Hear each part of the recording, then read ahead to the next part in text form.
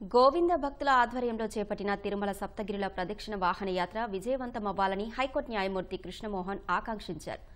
తిరుపతి అలిపిరి సమీపంలోని భారతీయ విద్యాభవన్ ప్రాంగణం నుంచి చేపట్టిన యాత్రను సేవ్ టెంపుల్స్ భారత్ చైర్మన్ గజల్ శ్రీనివాస్తో కలిసి జెండా ఊపి ప్రారంభించారు.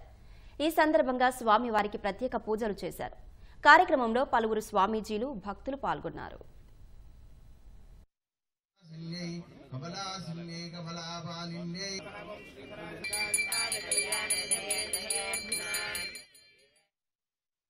సప్తగిరుల ప్రదక్షిణ పరిక్రమణ యాత్రని ప్రారంభించడం జరిగింది. భక్తులు చాలా శ్రద్ధతో ఈ కార్యక్రమాన్ని చేపట్టారు. యాత్రను దిగ్విజయం చేయవలసిందిగా కోరుతున్నాను.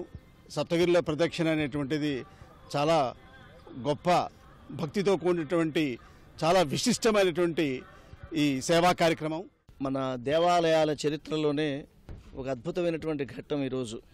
7 కొండలు అందరూ నడుచుకుంటూ పైకి వెళ్తారు, స్వామివారిని దర్శించుకుంటారు. కానీ 7 కొండల చుట్టూ ప్రదక్షిణ చేయాలి అనేటువంటి ఒక ఆలోచన మా జయ బాలాజీ స్వామికి కలిగింది. ఇక్కడ భారతీయ విద్యాభవన్ ప్రాంగణం నుంచి ప్రారంభమై శ్రీనివాస మంగాపురం, బాకరాపేట, దేవరకొండ, కొల్లాపురి, తర్వాత పింఛా నది, బహుదా నది, ఊటుకూరు, తాళ్లపాక ఇవన్నీ దాటుకుని మరలా ఈ 216 కిలోమీటర్ల యాత్ర చేసి మరలా అలిపిరికి చేరుకోవడము ఈ యాత్ర యొక్క లక్ష్యం.